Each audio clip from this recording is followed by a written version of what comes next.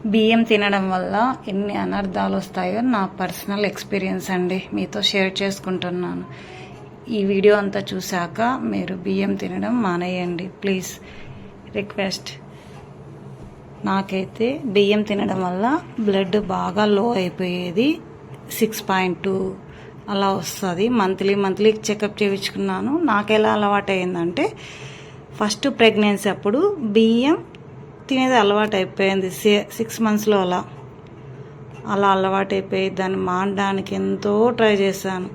9 months వచ్చే లోపల బియ్యం తినడం వల్ల బ్లడ్ అంతా తగ్గిపోయి కాళ్ళు చేతులు వాచి వైట్గా తయారాను. అందరూ వైట్ ఎందుకు అవుతున్నావో అర్థం కావట్లేదు, కానీ లాస్ట్ కళ్ళు తిరిగేటివి, కాళ్ళు జోములు వచ్చేటివి, బాడీ అంతా వైట్ అయిపోయింది చాలా. మరి బ్లడ్ టెస్ట్ చేపిస్తే ప్రెగ్నెన్సీ అప్పుడు 9 ఉందన్నారు. అప్పుడైతే టూ బాటిల్స్ ఏమో బ్లడ్ కానీ ఎక్కించారు. నాకు అది తెలీదు. తినాలనిపిస్తుంది, నైట్ 1 o'clock కానీ లేచి తినాలనిపిస్తుంది బియ్యం, అంతే.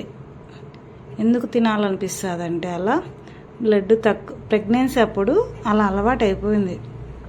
దాన్ని మానడానికి డెలివరీ అయ్యాక అని బాగా ట్రై చేశా. 6 years పట్టింది నాకు మానడానికి.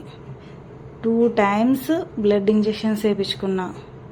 దానివల్ల ఎంత సఫర్ అయ్యానంటే ఎవ్వరికి తెలియకోకుండా తింటుంటే వెళ్ళి, వాళ్ళు ఎందుకు నీకు బ్లడ్ తగ్గుతుంది, తింటున్నావు కదా అయినా ఎందుకు బ్లడ్ తగ్గుతుంది.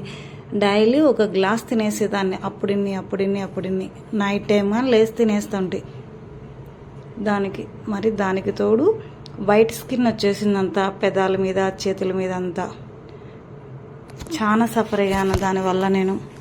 మరి డాక్టర్ని కన్సల్ట్ అయితే దానికి 6 months ట్యాబ్లెట్స్ ఇచ్చారు. అప్పుడు అవి కానీ స్కిన్ ఇవి చాలా కాస్ట్లీ అండి ట్యాబ్లెట్స్. కానీ ఏదైనా అలవాటు రాకముందే ఉండాలి, కానీ వచ్చాక మారడం చాలా కష్టం. దానికి చాలా టైం పడుతుంది. ఇప్పుడు డ్రింక్ చేసే వాళ్ళకి కానీ వాళ్ళకి తాగాలనిపించదు, కానీ హెల్త్ పాడవుతుందని తెలుసు వాళ్ళకి, అయినా ఎందుకు తాగుతారు. అది అలవాటు అండి. ఎలా అంటే చేయాలి, తాగాలి, తినాలి, ఇది అలవాటు. ఈ అలవాటు మానడం కొంచెం చాలా కష్టంతో కూడుకున్న పని. 2nd ప్రెగ్నెన్సీ అప్పుడైతే తినలేదు, కానీ మరీ అలవాటు అయిపోయింది. ఎందుకు అలవాటు అవుతుందని డాక్టర్ని అడిగితే బ్లడ్ తక్కువ ఉండడం వల్ల అలా బియ్యం కానీ అటుకులు కానీ సున్నం కానీ అలా తినాలనిపిస్తుంది. దానివల్ల కొంచెం బ్లడ్ పెంచుకుంటే అలవాటు అనేది మానిపోతుందన్నారు. అందుకు డైలీ ఐరన్ ట్యాబ్లెట్, జ్యూసులు అలా 6 months తాగాను. బ్లడ్ బాగా 11కి వచ్చేసింది. తర్వాత మరి నేను ఢిల్లీలో ఉండడం వల్ల నాకు క్లైమేట్ సెట్ కాకపోవడం వల్ల ఏమో బ్లీడింగ్ ఎక్కువ అవడం వల్ల బ్లడ్ తగ్గిపోతానే ఉంటుంది.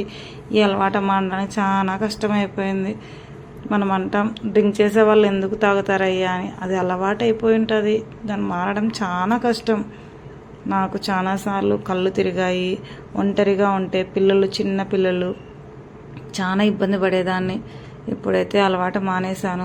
అటుకులు కానీ తినాలనిపిస్తుంది. అటుకులు తిన్నా ఇదే ప్రాబ్లమే అంట, సేమ్. బియ్యం కానీ అటుకులు కానీ ప్లీజ్ అండి. ఇది తినడం వల్ల పేగుల్లో పేరుకపోయి మా బాబు ఫస్ట్ డెలివరీ అప్పుడు అంతా వైట్గా పుట్టాడు తెలుసా, లెప్పలు.